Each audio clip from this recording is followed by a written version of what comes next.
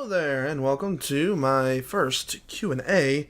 I would like to do more of these. If this goes well, maybe do them once a month. So if you have any questions that you thought of while listening to this, or if you didn't see my Reddit post, put them in the comments below or tweet them at me. That'll work just as good. And then if I get a few more, then I'll do another one next month. So I think that'll be exciting to keep this going. If nothing else, I can do what others have done in the past and do like a question generator and do that. Because I may be crazy here, but honestly, one of my favorite things for content creators that I watch to produce is like Q&A videos and like AMAs. I don't know. You just get so much more personal with the creator. So I don't really consider myself a content creator. I'm just saying when I'm watching someone's video, I enjoy Q&A. So I thought maybe people that watch my videos might. Who knows?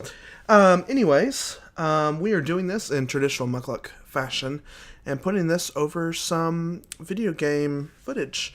I don't know what it will be. Probably Fallout 4. Maybe not. Could be Minecraft. Who knows? It's just whatever comes out the best or whatever's easiest for me to record. So, we have a few questions here. Like I said, I posted the thread. Thread? Is that the right term? I don't know. I don't use Reddit that much. On Reddit. And we got a few responses from various JFS members. So, let's see. The first question is from Dennis. And it says, will you break our hearts like Joda? Well, Dennis, I am definitely known as a heartbreaker. I have a reputation of leaving nothing behind me besides a trail of romantically deprived, that sounds really bad, heartbroken women in tears at their knees, really, because I'm just ruthless like that. So, will I break your heart? Yes. Will I break it like Joda? No. Because I'm assuming you're referring to Joda's, oh, I hate that cat. Oh, I hate that cat. I'm living with my folks now, and they have a cat. It's a 3-legged cat. It's the most annoying damn animal I've ever encountered in my life. I'm sorry. There's a bonus answer for you. Will I break it like Joda? No, because I'm assuming you're referring to his lack of a Q&A. And it's here. Here it is. So Joda's a busy guy. I'm not going to hate on him for that, but that is a good question. Let's see. Chris asks, if you had tickets to visit any country for 2 weeks, where'd you go? This is a very difficult question for me to answer. It's really odd because I do love traveling. I do like seeing the world and different cultures, and being aware and getting a new perspective. But, as I said when I posted this topic, I've never really traveled. I've been to a handful of states, and I probably, if you don't count like flying over, I've probably been to 5 states, I think. Missouri, Texas, Kentucky, Tennessee doesn't count. Illinois and Indiana. That's it, I think. Yeah, if you don't count driving through, I think that's it. That's all I've been to. And even those is just for a day or two. And I've never been outside the country. I don't even have a passport. I'm going to Washington State in the middle of July, actually. So that's real exciting. But it's hard to say where I'd want to go outside of the U.S. because I have no frame of reference.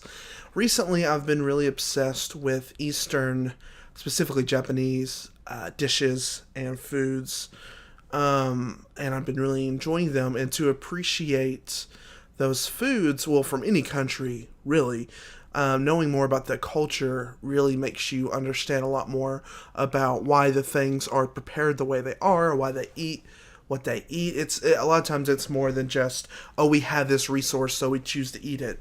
You know, a lot of times it's how it's prepared or how recipes or dishes evolve or things like that. So, especially with Eastern culture, it's so radically different, culinarily speaking, than Western culture. So, I would probably say Japan.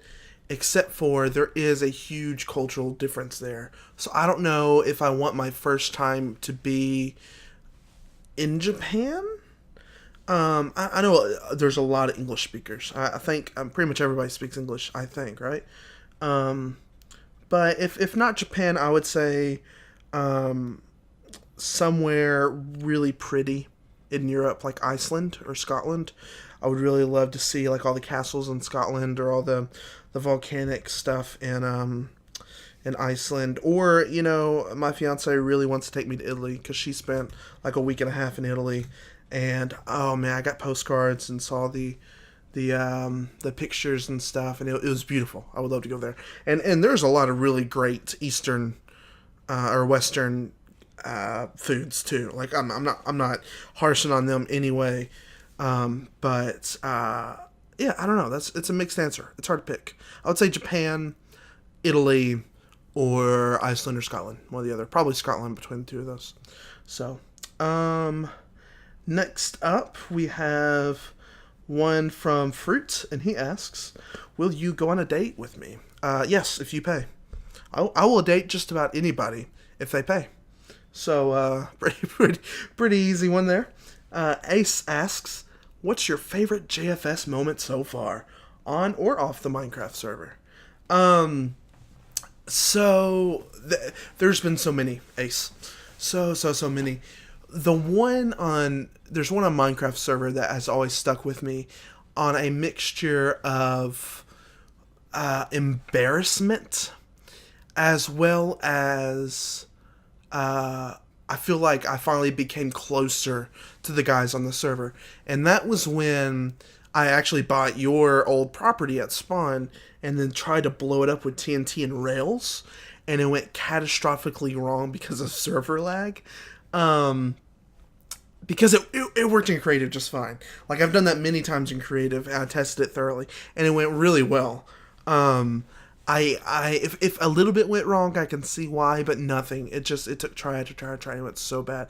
So by the end of it, it had gone so bad, it went good. Like, I couldn't help but laugh at the situation, and I felt like because of that, prior to that, I always wonder when I first meet people, like, what they think of me, am I making a good impression, things like that. Like, when I first joined the server, I wasn't able to get on for a week and a half because I was house sitting for somebody, and I was so worried. Like, I don't know if anybody remembers in Skype back then, because that was, over a year ago or so. Actually, almost exactly a year ago, I guess, because it was July-ish. But, anyways, I was like, "Hey guys, I can't wait to be on there," And I was like watching everybody's videos and like commenting and stuff like that.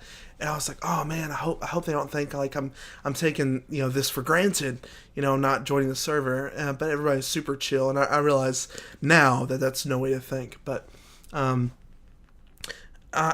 when I joined the server a few weeks in, I was like, "Oh man, what if people don't like me?" It's things like that. So after that experience, because it was throughout it took like an hour and a half or something like that, the whole experience.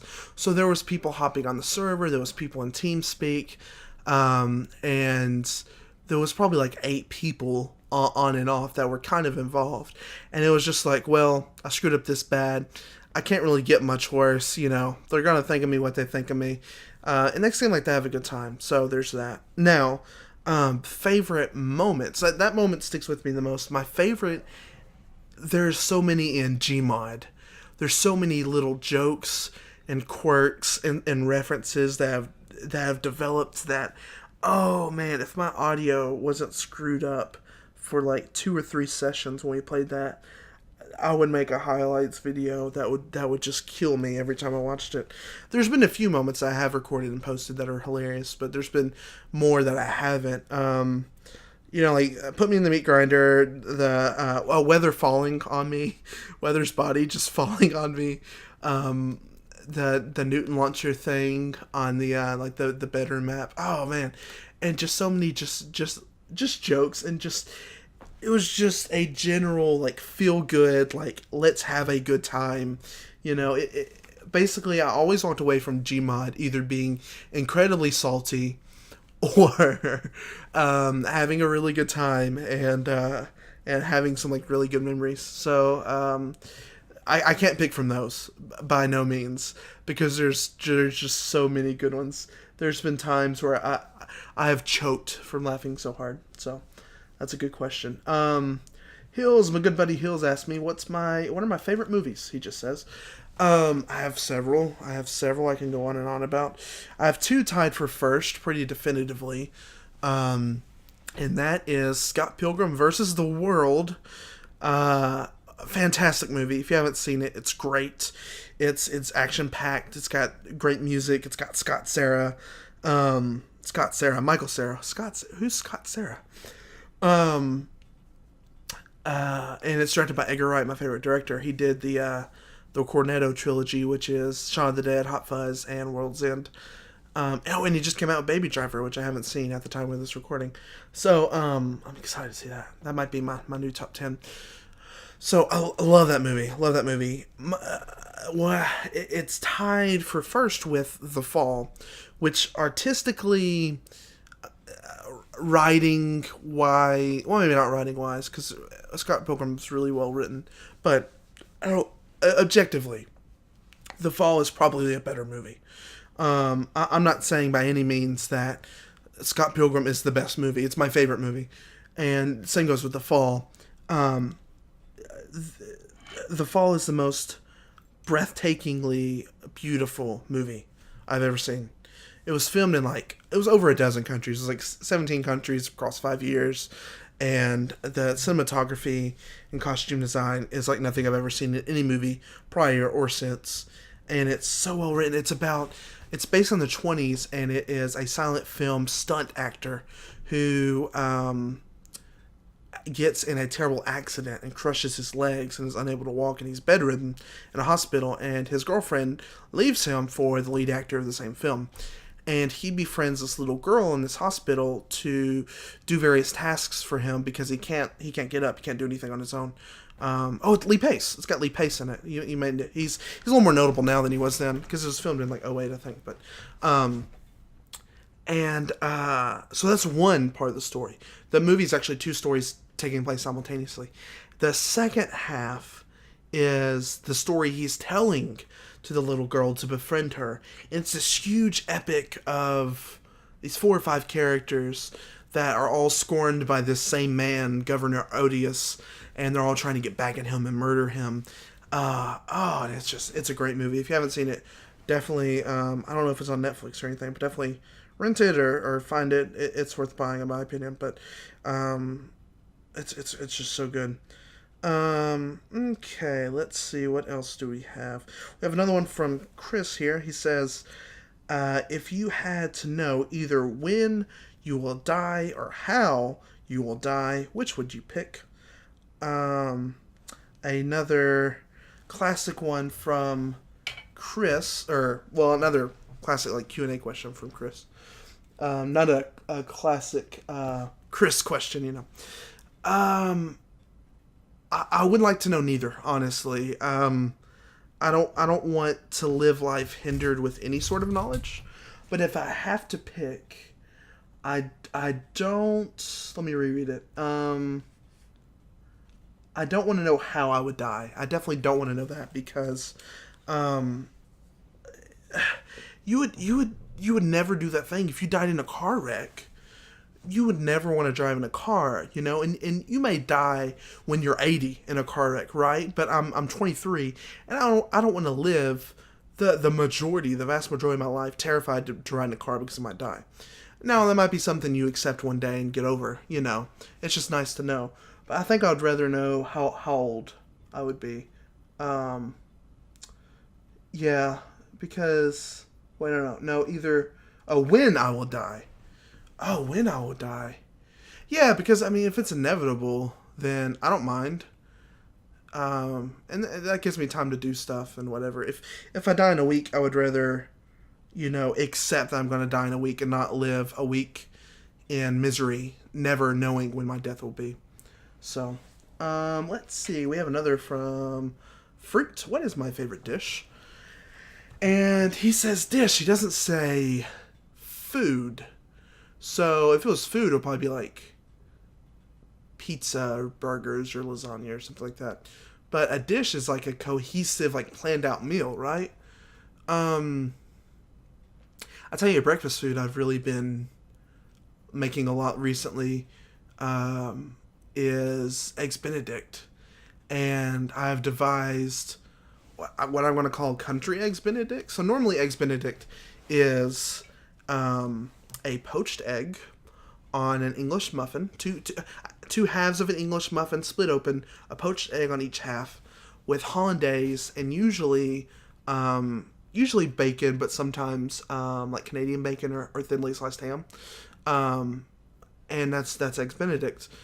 I have devised country eggs Benedict, which is toasted biscuits topped with eggs that are basically poached in bacon fat.